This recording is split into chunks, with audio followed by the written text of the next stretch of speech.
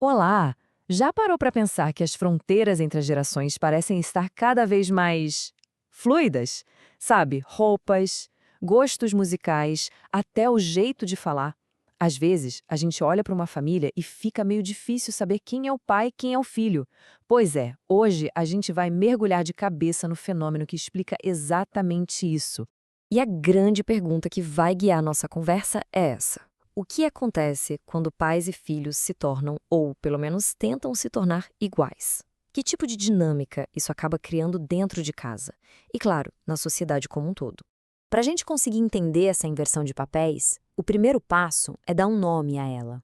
A psicologia tem um termo bem específico para esse comportamento, e definir isso vai ajudar a gente a analisar tudo que vem depois.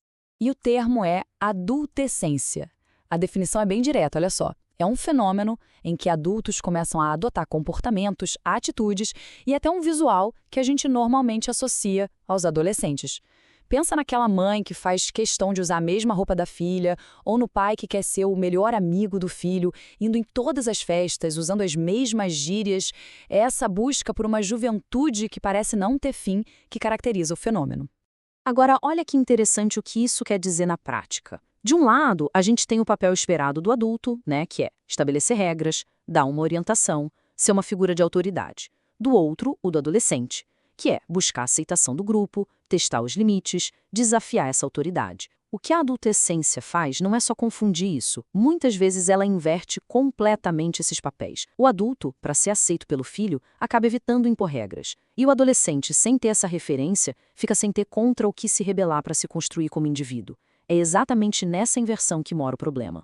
E essa confusão toda de papéis nos leva direto para o impacto mais imediato que esse fenômeno tem na sociedade. Vamos ver como isso se desenrola na prática?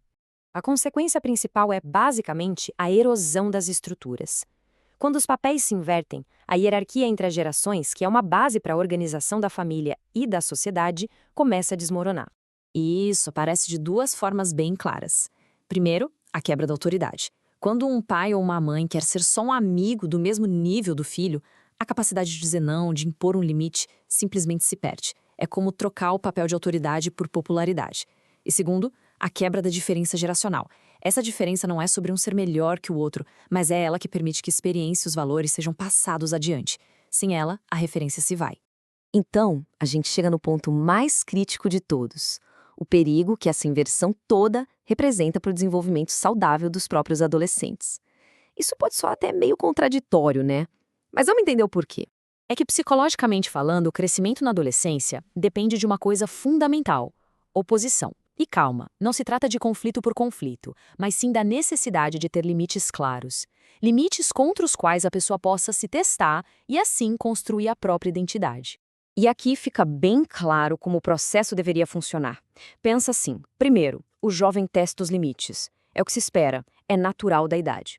Segundo, o adulto precisa servir como essa barreira, essa referência firme. E é a partir desse choque com o limite que, em terceiro lugar, o jovem consegue se diferenciar e construir quem ele é.